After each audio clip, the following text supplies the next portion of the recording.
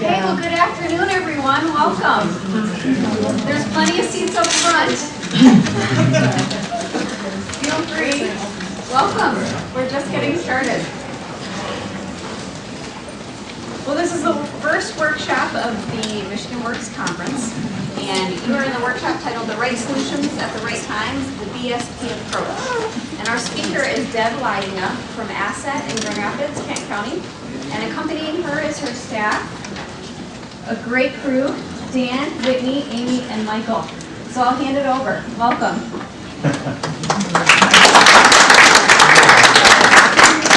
Thank you, Jessica. And I will have to say, this is part of the staff. I don't. There are 4 others that are out, either out in the audience or out attending other workshops. So, okay. Jessica introduced me. That's great. Deb Lyzenga, here I am. I will say, I'm going to put a disclaimer out here that I am not a business service solutions professional expert. I'm a practitioner, and it is a journey. It's a journey, and part of the thing that I'm going to go through with you today, and I don't want to stand in front of these guys because they're super, and you guys want to see their faces because they're good smilers. But part of the thing that I want to go with you today is our journey on implementing the BSP approach and how we came to be and to take on the BSP approach. I'm very enthusiastic about it, but I will say, okay, I've got 3 things to beat on you about, and I might as well get that out of the way right away. Oh, no, 4. Turn off your cell phones. Everybody turn off your cell phones? Okay. Second, okay, this workshop does not cover everything that there is about BSP training, Business Solutions Professional Training. This does not cover the actual workshop, the actual training is over a 3-month period, and it's 2 days over each of those 3 months. It is very intensive. It's what I thought about it was I was going through a graduate course. This is not to replace that. And so whatever you learn in this workshop is great, but it is more to tell you a little bit about our experiences with it at Asset, Michigan Works, Kent and Allegan County. And for those of you who have been through the training, it's maybe just a little reminder to you. And for those who have not been through the training, maybe it will whet your appetite to go and do the training. But if you, once you leave this room, if you have not been in the training, do not go out and try to replicate the principles. I want to see success, and I don't want anything attached to business services or business solutions professional training that didn't get the full array of what the training is, the full scope of what the training is. Okay, everybody on board with that? Yes? All right, nobody will ever go out, and if you have not had training, and do this. You will not, this takes the, you have to be an adult accompanied by a trained adult, right? Okay, good. All right, good.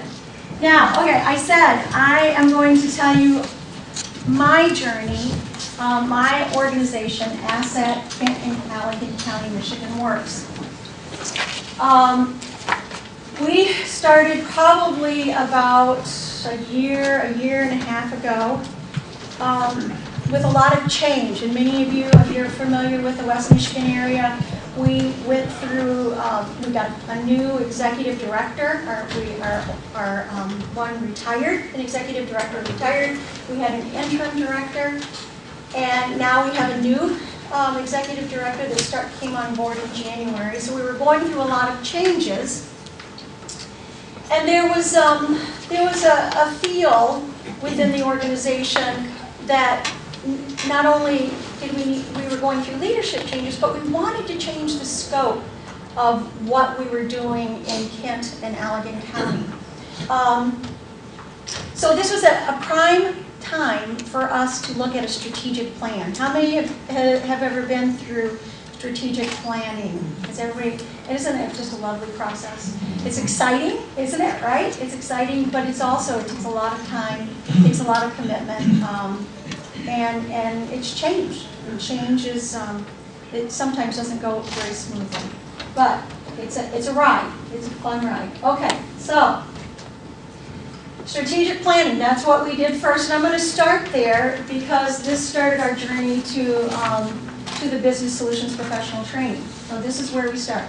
We had a vision that Michigan Works, Kent and Allegan counties will be a recognized leader in identifying and meeting employer talent needs. We weren't that, or we didn't feel that we were doing that completely a year and a half ago. Our numbers were good.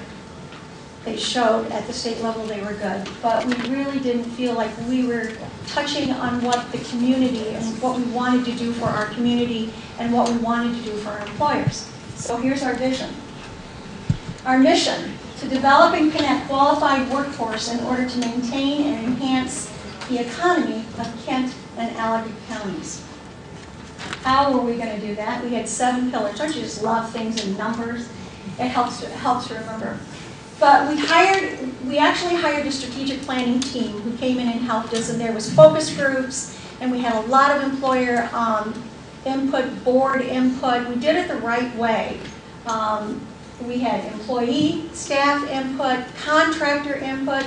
So, and this is what came out of that input through the organization that we hired to help us through strategic planning. 7 pillars. Well, number 1, collaboration, increasing partner alignment, building on strengths, and maximizing resources toward a common goal.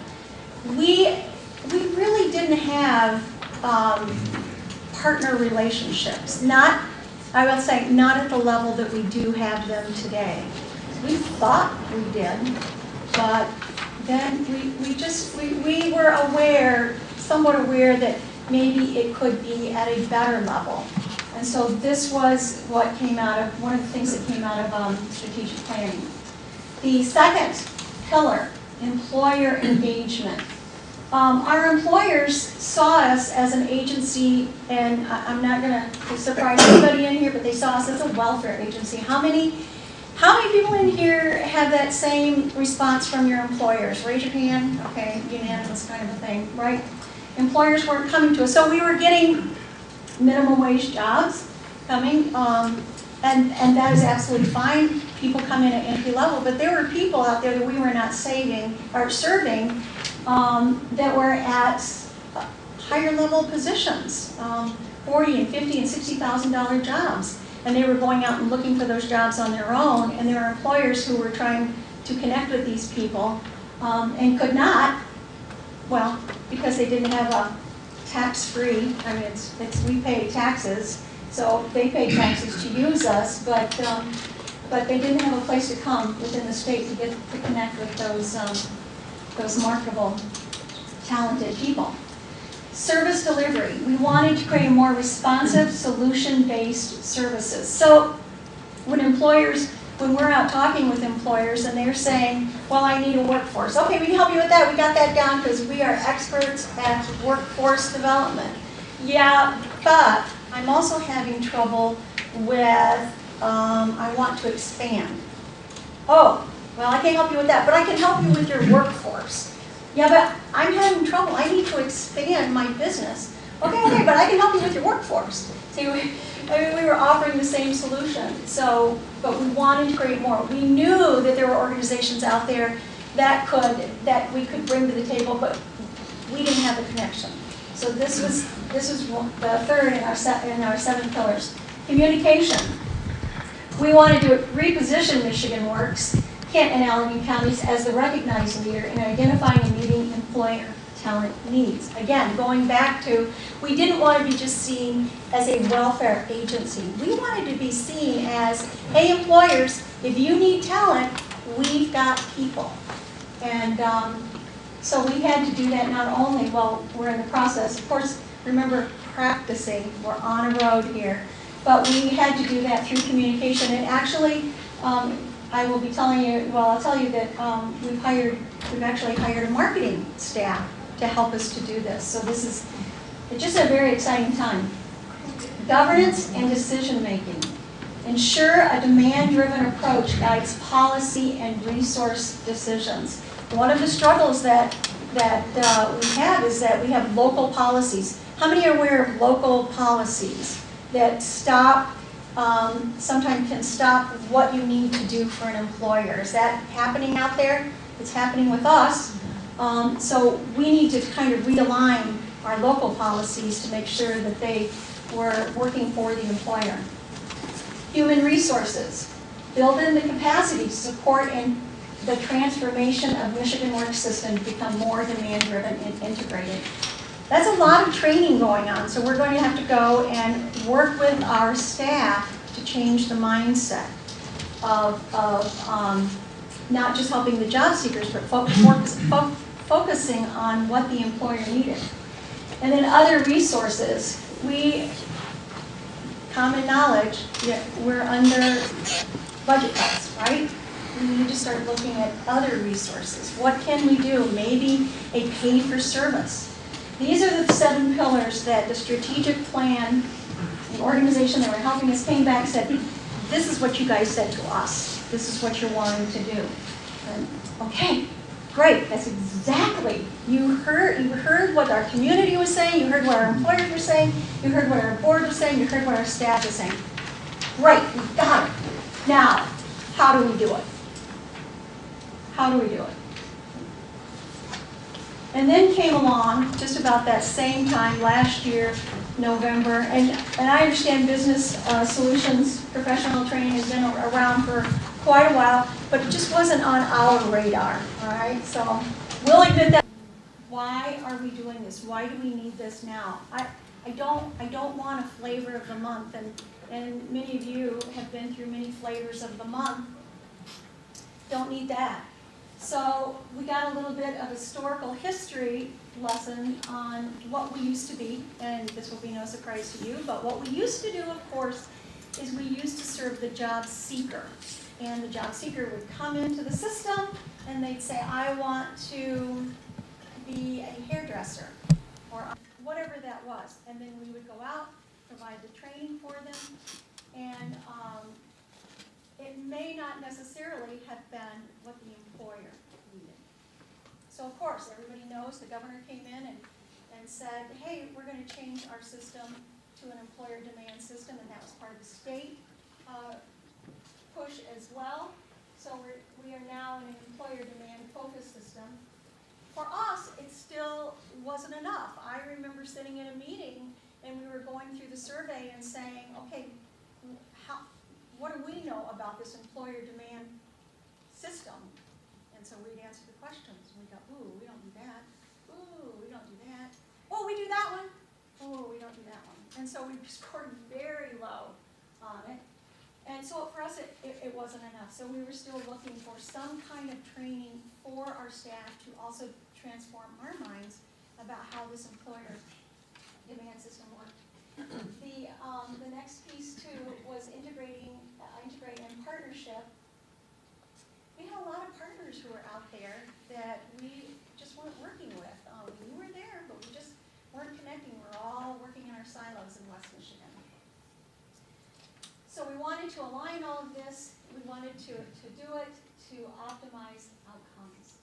How were we going to do it? These are the elements, and how many have had business solutions professional training? Raise your hands. A few of you. Okay, there's a test coming, so get ready. Get ready. Okay, so part of the approach, the elements. This one I'm going to give to you. All right, you don't have to put on your thinking caps for this one. Business relationships, the elements. 1, asset knowledge. 2, partnerships. 3, networks. 4, those are your elements. Your business relationships are critical. Who are in your business relationships? And this isn't a test, but you guys can throw out the answers. Who are your business relationships? Anybody want to answer? Be brave. Economic development. Economic development, yes. Who else? Educators? Who else? Who? I heard something? Education. education, we have nonprofit partners, right? We have, these are our employers, these are all our business relationships. They're very critical to making this a whole. Our asset knowledge. How many of you put together an asset map? Those that participated in business solutions training. Yeah? And how many assets did you have? How many did you count for? Do you know? Dozens. Dozens and dozens, yes. Did you know what they were before you did this exercise? No, it was very helpful. And for those of you who have not been through business solutions training, the asset knowledge is a list of all your partners. You just list them out, and you put together maybe you put together contact information and what they can do for you. And so you have this. It's an exercise on what you have in your community that can help you help employers. It's and so we call it asset knowledge, or asset. What we did was asset mapping. And then come our partnerships, which is, of course, our nonprofits, our education partners, our economic development partners, and then the networks that we live within. Now, the networks, this could be anybody that you're working with that might help you to learn more about a business and the problems that they are having. All of those, this is a structure of the five-step process, which, here comes the test, guys, operates within. Okay, 5-step, and I put stage, but it's 5-step process. What is the 5-step process? All right, one per person. Fact finding. Yes, good, Jessica, fact finding. Next. It's hard, huh? Do you not remember? Entry, yeah. Okay. There it is, that's cool. Okay, entry, that's the building rapport. Does anybody remember what, in the solutions training, what it was, that entry point? That means that I should step back a little bit. When you apply this approach to a business, an employer comes and says they need workforce, or you hear maybe you're sitting in a restaurant and you hear a table next door, or somebody comes up to you, the manager comes up to you and says, hey, I'm really having trouble today, I can't get people to come into work, or I think I'm going to have to shut down because I don't, my people are not educated. That's the entry point. Okay, anything that would occur that gives you a little inkling that there's something going on within this business, this employer, that needs help. It could, now I say, you could be in a restaurant, you could be come directly from an employer, but it could also come from people you know within your network.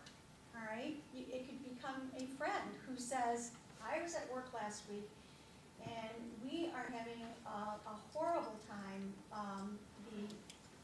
The management team is trying to do something different with the structure of our business. Whatever, these are entry points that could occur.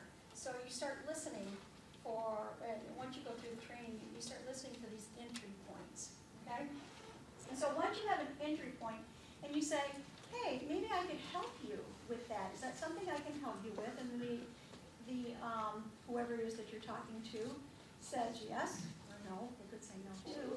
But maybe it's an employee of an employer, and you could say to them, hey, I could help with that. Do you think your employer would like to talk with me, or with someone from people that I know? And that is something that could occur. If that occurs and they say yes, we want to talk with you. Before you talk with him, you go into a fact-finding or discovery stage.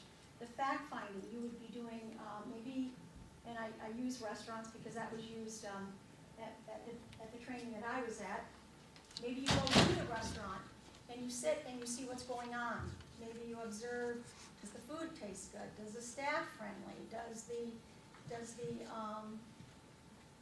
sign say open, or does it say close when you walk in? You can just do some fact finding just to generally know what is going on with this business, looking at the website. Then comes a solution design. So when you're meeting with the employer, after you've done your fact finding, then you can give the employer, you say, hey, prior to our meeting, I noticed these things. And the employer can also, you're doing a lot of listening with the employer, he's telling you what's going on. You can tell him, I noticed these things as well. And then you go to the next stage, solution design, which tells you, which you can go and say, hey, I noticed these things, here are some options for you. And one of the things that, I have a little quote here that I want to read. It says, we are not out to fix, but we are out to diagnose and offer options, and then make sure the plan is carried out. So when you go in and offer solutions, you're not necessarily out to fix. It's all employer driven. They decide what they can do within their realm of what they want to do. You're there to offer solutions. And then implementation. Once you have listened to the employer has said, these are the things, yes, you can help me with this. There's an implementation stage of it, and of course that's making it happen. It's a written stage, I will tell you this, and we can talk about that later, but it's a written proposal given to the employer. And then finally, the fifth step is follow-up, making sure that the employer is happy with what you have done with them, and making sure that there's no other steps, maybe things have come out of implementing the solution design that need more assistance with, that the employer needs more assistance with. So, okay. So in all of this, we have to go back to talking about partners too. So I'm a workforce developer. An employer comes to me and says, requires that they need something that I can't help with. But I have education partners. I have workforce development partners. So in this little model, it says, and starting point is anywhere. Your workforce development partners could come to you and say, I have an employer that I'm talking to, which frequently happens, they call. I have an employer that I'm talking to, can you come talk with them with me? So we just go through it. Like I said, you could start at any space. But enables, we'll start at this one. Enables you to involve your partners throughout the process. Okay. And if you're an employer and the employer is talking about, you're listening, they're talking about, I am having trouble with tax abatements, or I want to expand. This is where you say, okay, I'm not an expert at economic development, but I know who's somebody who is. And so this is a place where you would involve your partner economic development. Go to the next one. Requires defining the business needs before attempting a solution. This goes back to fact finding. What is the business need? What is causing? Are we talking about what is causing the issue really? It might be obvious. You might have to dig down a little bit to see what issues the employer really might be facing. So requiring defining the business needs before attempting a solution. Engaging the business stakeholders, okay? This is well, I've seen in one instance where this included the bank. Would be the business owner had to bring in the bank because there was some money owed, or state partners. So business stakeholders, and then allows you to anticipate what will occur at each stage. By doing all of these things in a structured approach of fact-finding, go backwards, entry, fact-finding, solution design, implementation, and follow-up, this allows you to anticipate any event that may occur. It's a process. You have to be flexible. You're not going to, it says anticipate any, well, it will help you anticipate most things that will occur when you're working with employers. And here, I just put this is a little diagram that I found common ground. When we're working with our partners, we'll go back here. Solutions through teamwork, we've got to be working with our partners. Economic development.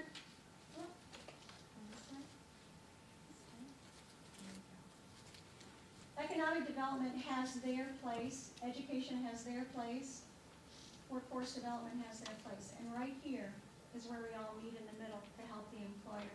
And this is where we bring our partners on board. One of the things we talk about in business solutions professional training is staying in your lane. Don't expect to be an economic developer. Don't expect to be an educator. If you're a workforce development expert, be a workforce development expert and allow your partners to do their jobs. Do we have any economic developers in the audience? No? Educators? All one educator? All workforce development, mostly workforce development people? So here's our place, guys, right here. And here's our place where we bring in our partners. This is where we cross over.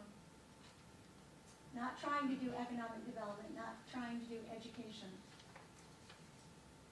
And then this is where we go, teamwork. This is solutions through teamwork. Economic development drives the demand side. We're bringing them into the community. They're expanding. Workforce development prepares the labor force.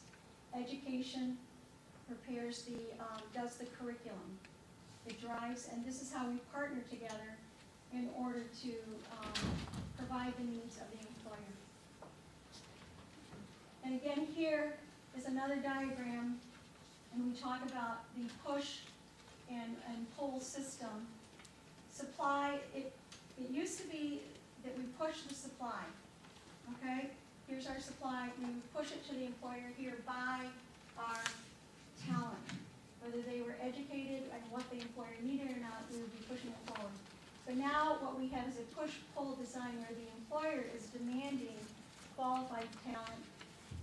The employer pushes what their need is back, and we prepare the supply and push it back toward the employer demand.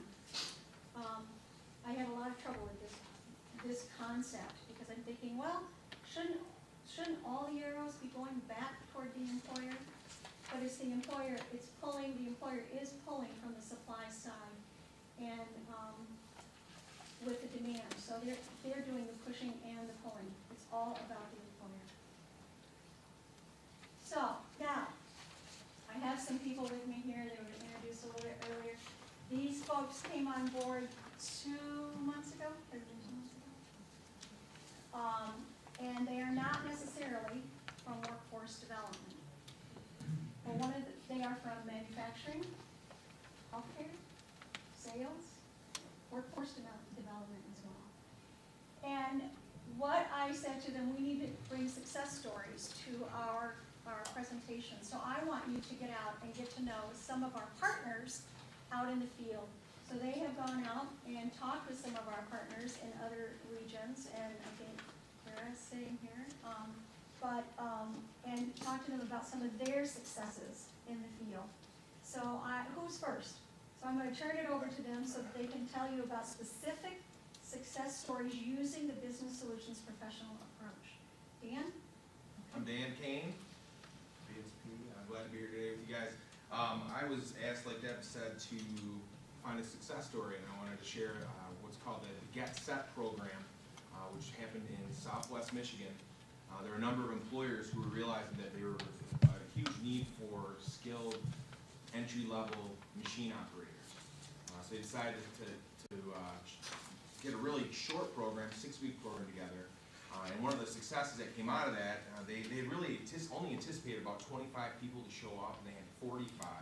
Of those 45, 42 graduated, and all of the graduates got the National Career Readiness Certificates demonstrating achievement in workforce employability skills. It was a really great program, and what happened was it was a combination between the partners, and that's what that we talk so much about at BSP is that we're only one part of the octopus. We got to grab on and reach our partners so that we can accomplish goals that are bigger than just ourselves.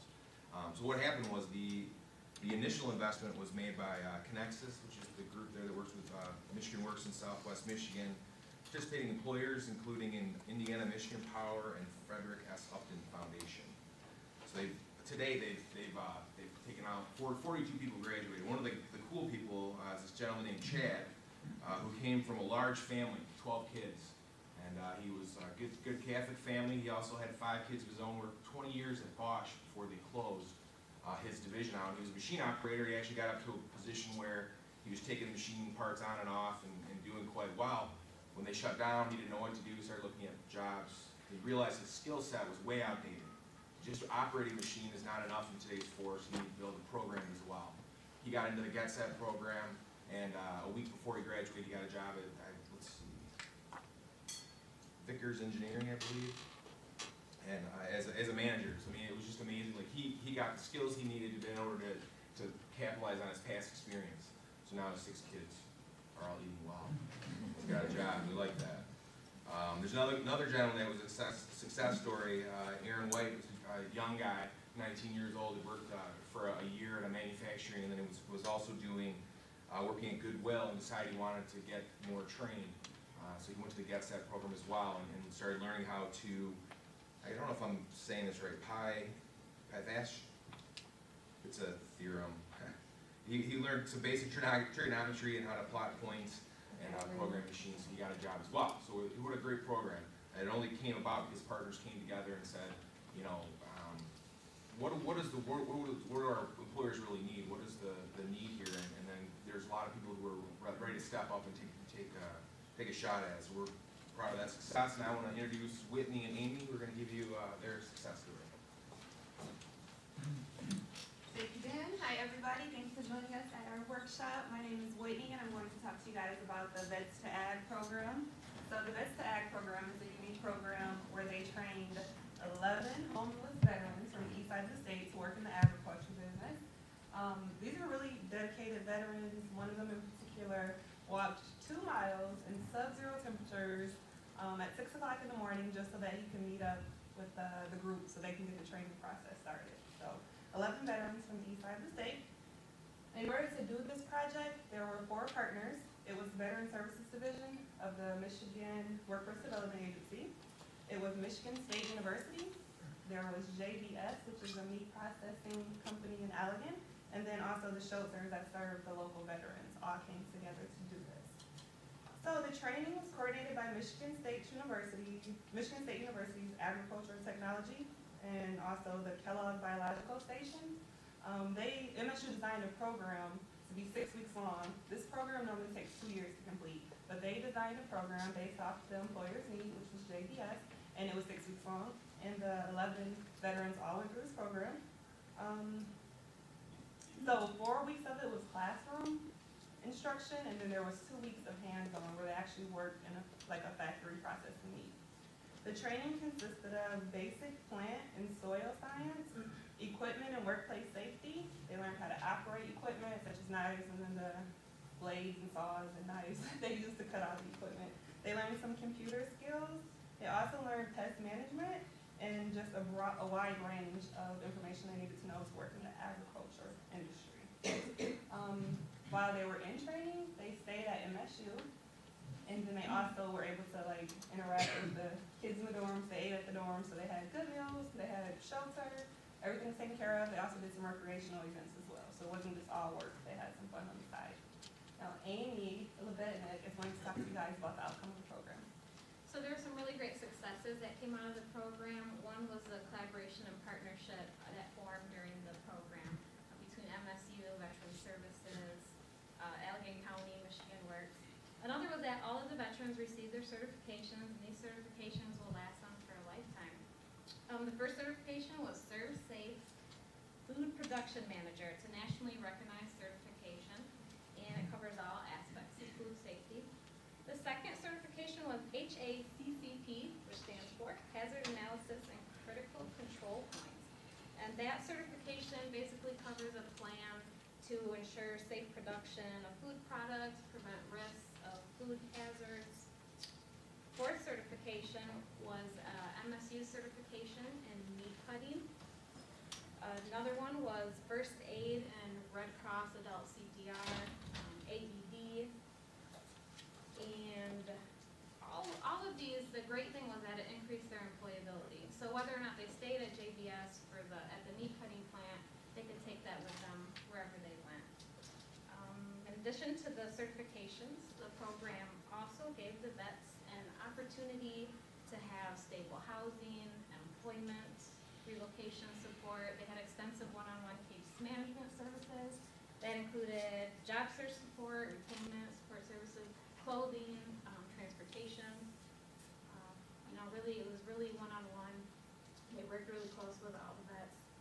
And there is a blog that one of the vets wrote throughout the 6-week program, and we will have that uploaded by the 19th on the Michigan Works Association website. It's pretty interesting. He kind of detailed the coursework. There's a lot of pictures of the meat cutting lab. I would take a look through it. It's interesting to read. So I'm going to hand this off to Mike now, and he has another success story that came out of Kalamazoo.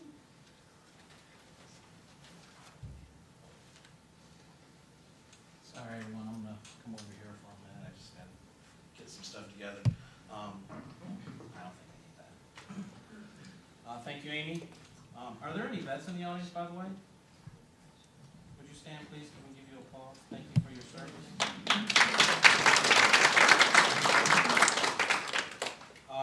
As she said, my name is Mike Blakely. The story that I'm gonna bring is out of the Kalamazoo, Michigan Works.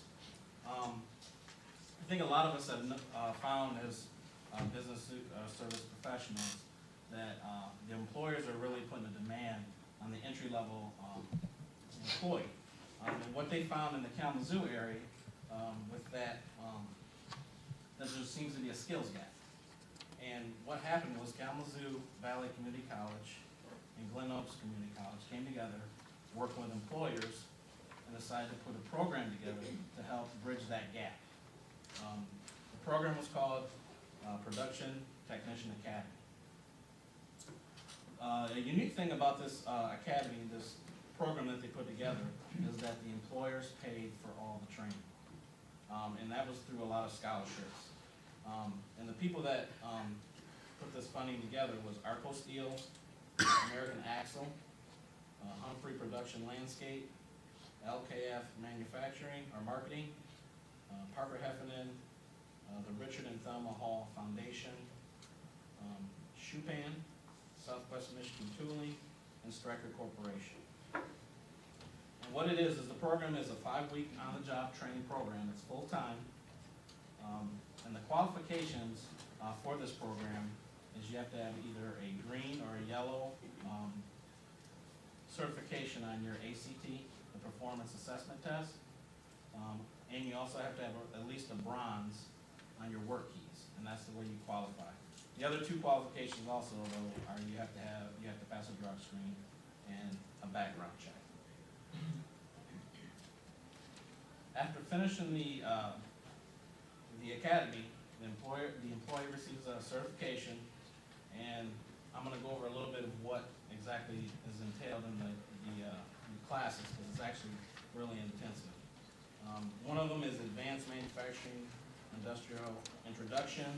They have to take a safety training class. There's lean manufacturing, teamwork, work group participation. There's some math class, blueprint reading, precision measurement, quality management, statistical process control, root cause analysis. They have to do electrical fundamentals, introduction of program logic control, basic industrial fluid engineering, and some other computer work with that. So when they leave out of there, they have a great certification that will get them a job, and that helps bridge that gap between the manufacturers, what they're looking for, and what's available to them out there. And actually, I have a real life story to go along with it. And we'll just call this individual, her name is Jill.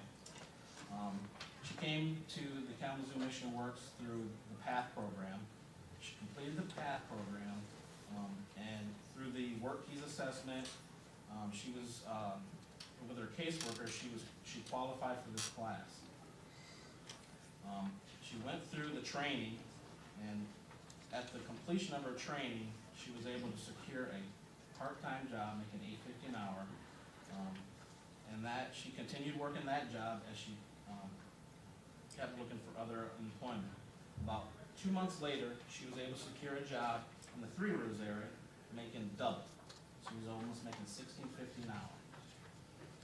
She continued working at that job, and what ended up happening was, about 6 months later, she seen a job in the Kalamazoo area, which is where she's from, for a chemical tech position. She applied for the position, and with her certifications that she had from the KVCC, she was able to secure this position and actually increase her income even more. So this is a great program for people to get involved in. It's a great one for our partnership with Michigan Works and KVCC, and also Glen Oaks University, which is over on the southwest side.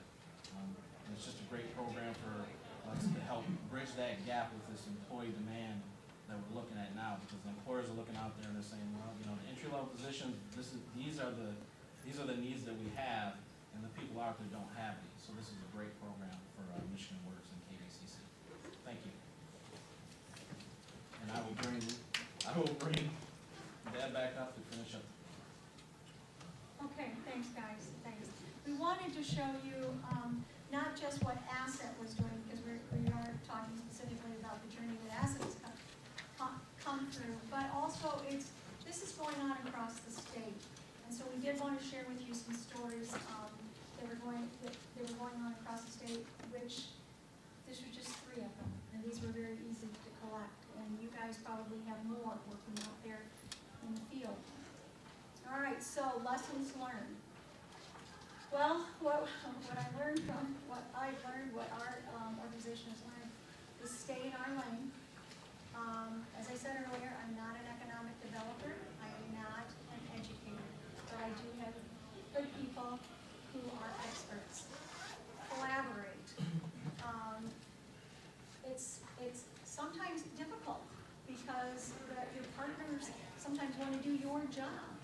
And how do you collaborate with people who sometimes are running ahead of you or maybe unfocused? But you got to really work hard to develop those partnerships and collaborate with your partners, whoever they may be.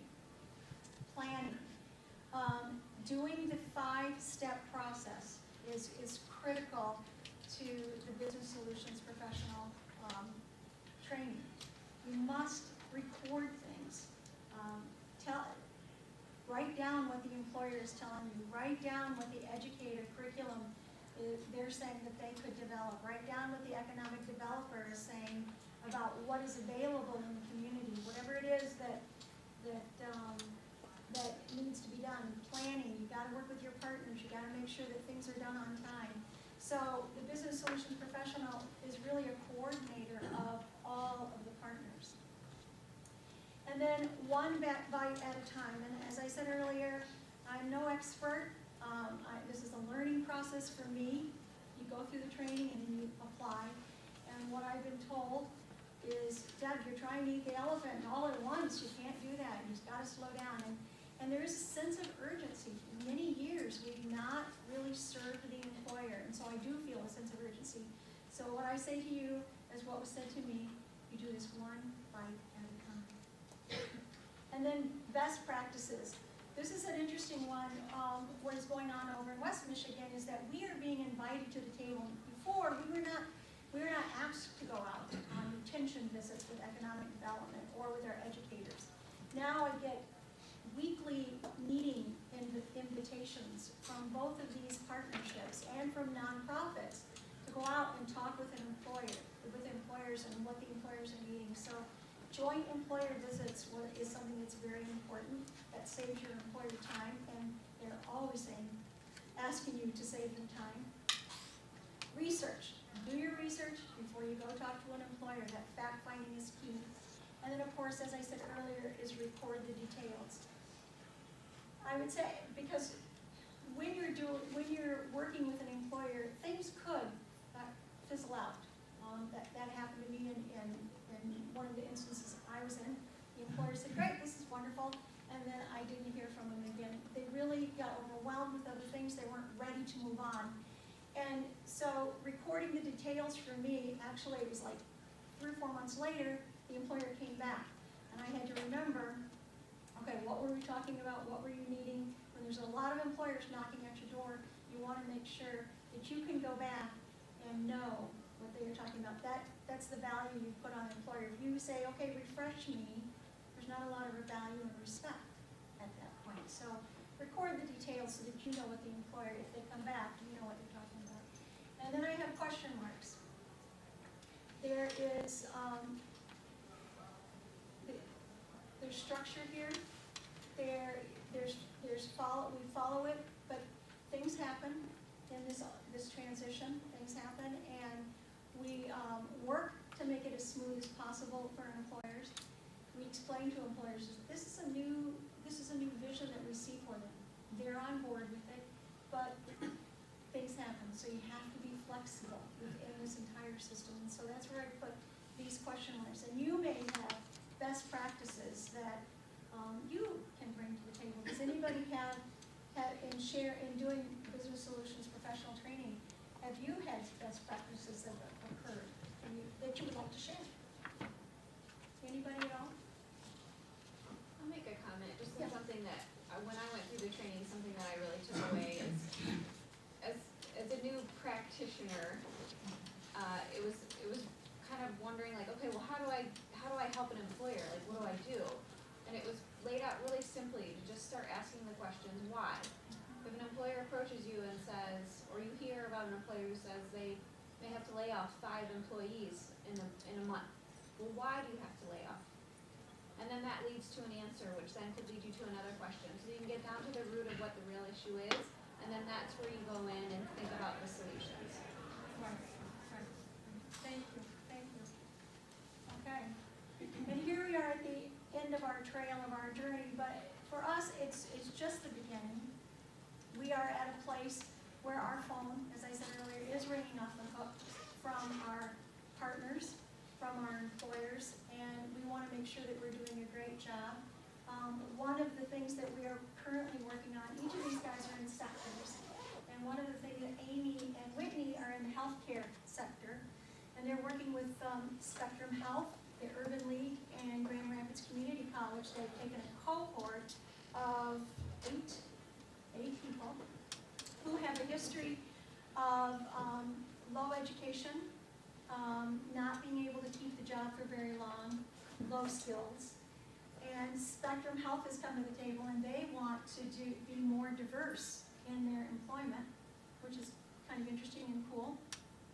So we partnered with so Spectrum Health partnered with the Urban League, and the Urban League Urban League of Grand Rapids worked with these participants on their soft skills, and then stepped in. Okay, that takes care of soft skills because maybe they weren't showing up to work on time, doing some of the things that were led to negative behavior and loss of job. Then the next thing Spectrum Health is here saying is, well, yes, okay, we've got to this point, but we need skills. So, Spectrum Health said, these are the skills we need. This is the curriculum we need, and that's where GRCC walked into the picture and said, we can put together curriculum for you for these people. Of course, there was assessments done for people. They weren't just thrown into it, but it was a match on the skill level or the ability of the job seeker, I would say. And then we were called in, and this was kind of a little bit down the road, but we were called in workforce development because they needed us to help supply the funds. And so that was our entry point. And then we were able to tweak their interviewing skills, their resumes. The employer was coming back saying, no, the resumes stink. No, they still can't interview. So that was our expertise, and we were able to come to the table and help out in that area. So that's one program that we're working on. We're working with Kalamazoo and a Grand Rapids employer. Kalamazoo has an employer who's laid off.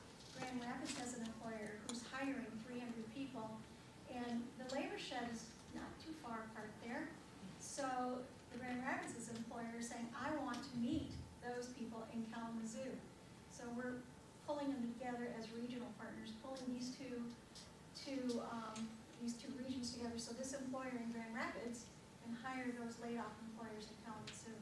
And then I was on a rapid response just this last week, and these these are just a few examples of what's going on in Grand Rapids. But we had economic development at the table, education at the table, and a rapid response, working with the employer. Unemployment was there as well. And we're going to create a job fair right off, because we have several employers that are talking to our economic development partners who are saying, we need workers. And we had this employer who was laying off, who had already the skilled workers. We don't even necessarily have to put them through training. We might put them through an OJT, but not training, so there's lots of funds saved there. But we've saved a lot of money from economic development. They don't have to spend money.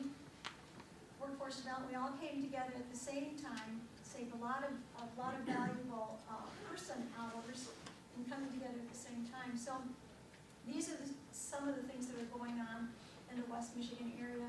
We also, we didn't do this very often, we're partnering with Ottawa County, as I said, Allegan, Muskegon, and Kalamazoo, because of the labor shed.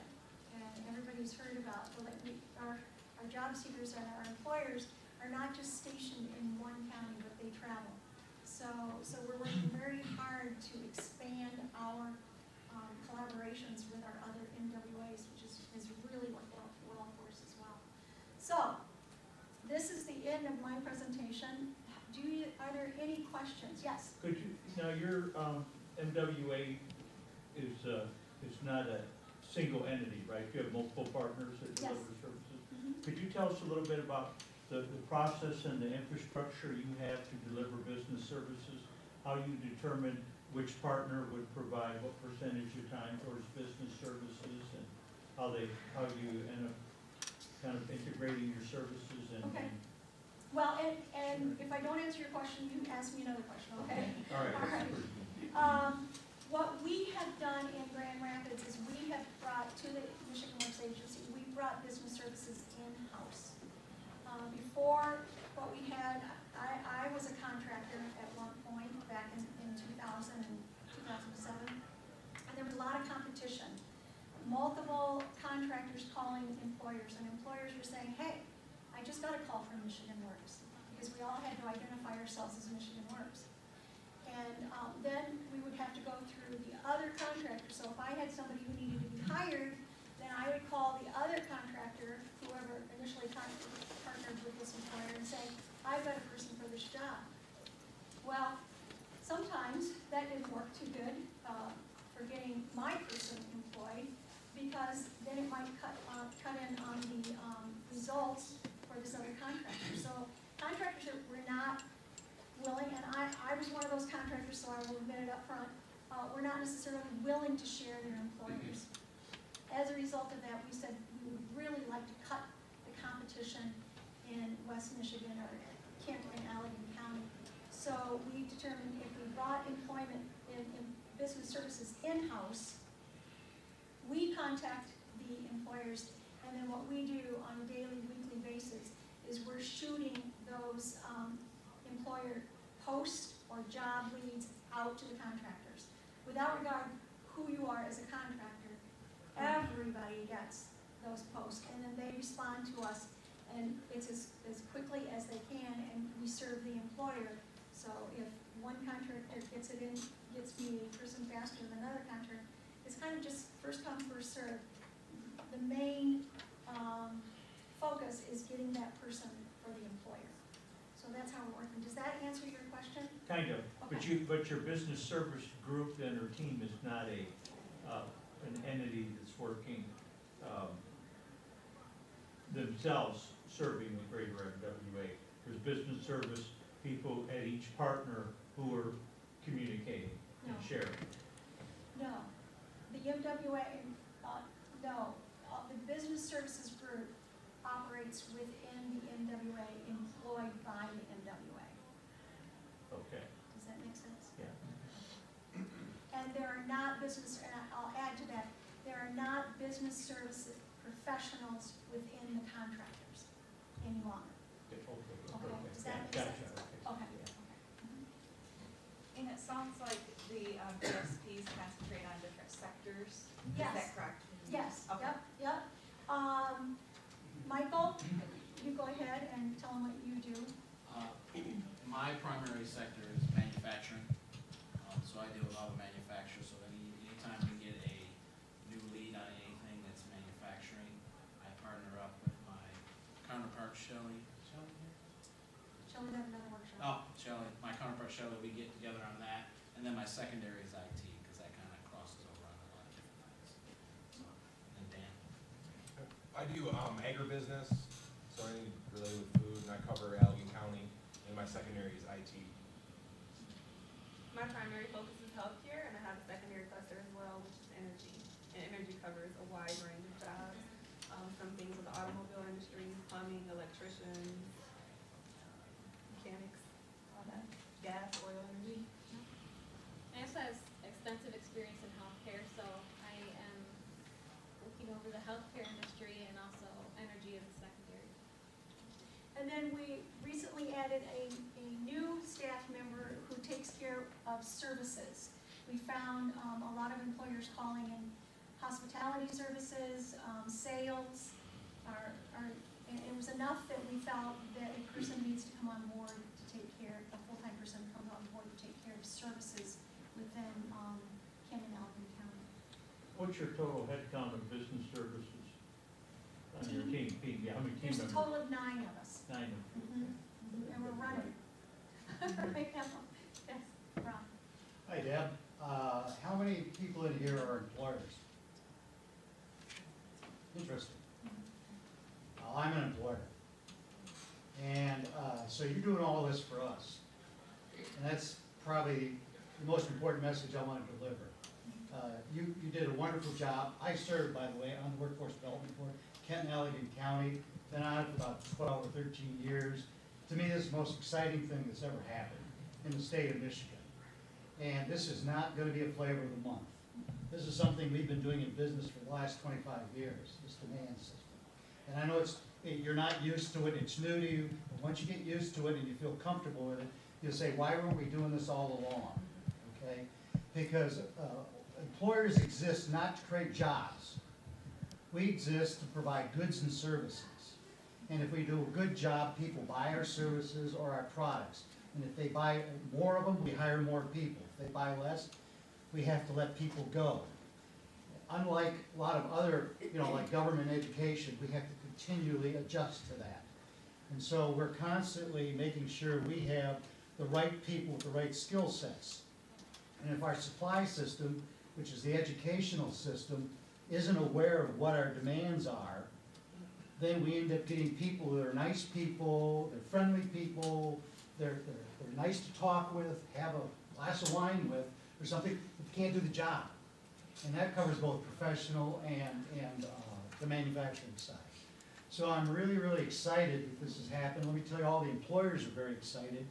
On the west side of the state, we have what's called the West Michigan Manufacturing Council, which some of you who are in the manufacturing may have heard of. We have about 30 or 40 CEOs, and we're working together to demand that. We've got the West Michigan Healthcare Alliance, which has been in business for about 15, 20 years doing the same thing. The one thing businesses haven't done a good job, and we're learning to do better, is to forecast our demands. We used to say, well, you know what we need. And you'd say, huh? And so we're doing a better job of forecasting specific demands. And I think that's going to help build this together. Now, when you were having I was smiling when you were talking about this push and pull thing. This is something we learned 25, 30 years ago in the manufacturing world. It's called lean manufacturing. And we learned it from the Japanese, by the way. We didn't invent it over here. And all of us in manufacturing thought we were pretty smart. We knew everything about everything. We found out we were clueless about a lot of this stuff. And that's how we created tremendous productivity, because we learned how we had to find out what we were going to build, and we had to communicate that to our suppliers down the chain.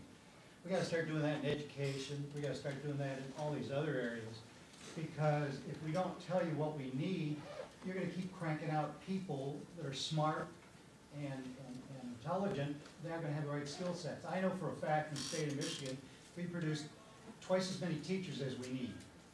Yet if you listen to the media, that's what they beat the drums. We need more teachers. No, we don't need more teachers. We produce twice as many lawyers. I have some good friends that are lawyers. They're really nice people. We got too many of them. We have shortages, though, in healthcare, nursing, and doctors, and technicians. We have shortages in engineers. We had shortage in food processing, we had shortages in a whole range of things. And we've got a whole generation of people that were part of the baby boomers, they're all retiring now, that worked in all our factories and all that, they're all gone. Younger people don't wanna work in that because they think it's like their father's jobs were, and let me tell you, it's not. One thing I encourage all you folks that are in the business services is go out and learn about the businesses that you're gonna represent. I mean, go in and get visits, get tours, ask lots of questions, pretend you're getting a degree in that field, and learn everything you can about it. Because if you're gonna come in and talk to somebody like me, and you're gonna sound like you're a freshman, you know, I'm not gonna invite you back. That's the facts. So learn everything you can about the industries you're studying. And there's a lot of people that are willing to share that information with you. That way you'll be more of value to help people in solving those issues. And then the final message I want to share with you is no matter how fast you think you're doing it, you're not doing it fast enough. Okay?